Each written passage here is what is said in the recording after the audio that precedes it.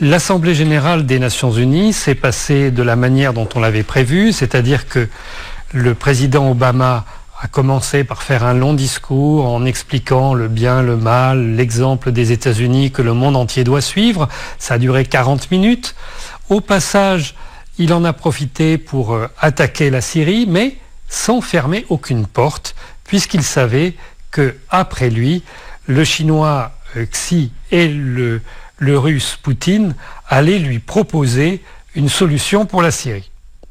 Alors, c'était cette proposition que l'on attendait, et à la surprise générale, le président Xi a commencé par expliquer que les relations internationales devaient être fondées sur la Charte des Nations Unies et que celle-ci supposait un respect mutuel.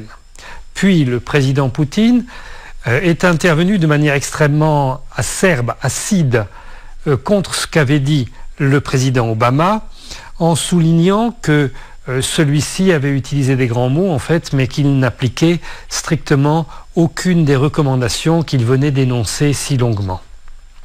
Et le président Poutine a proposé d'organiser une alliance globale contre le terrorisme en Irak et en Syrie. Les médias occidentaux, qui disent être démocratiques, mais qui n'écoutent que les membres permanents du Conseil de sécurité, ont également écouté le président Hollande lorsque celui-ci a parlé pour la France.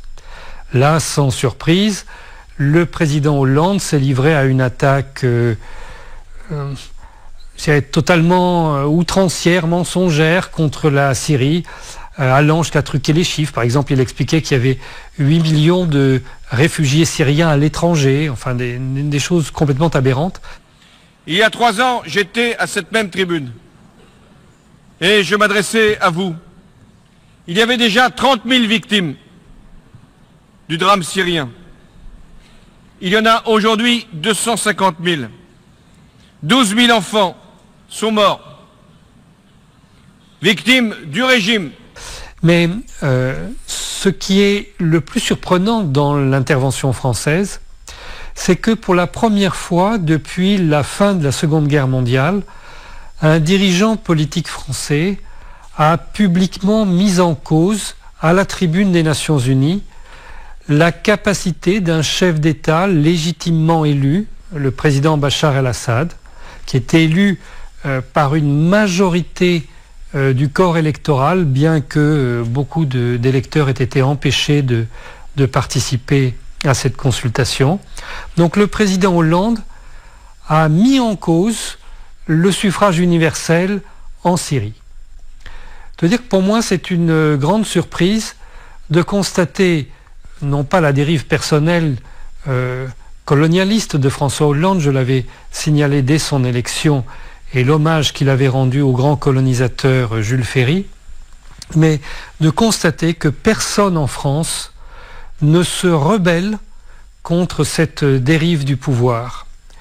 C'est quand même quelque chose d'extrêmement grave de constater que la France abandonne ainsi la totalité de ses principes. Et juste pour signaler, le journal Le Monde, qui est un peu le journal de l'intelligentsia en France, prenait un titre hier en indiquant que le sort du président Assad, provoquait la discorde entre les Occidentaux et la Russie.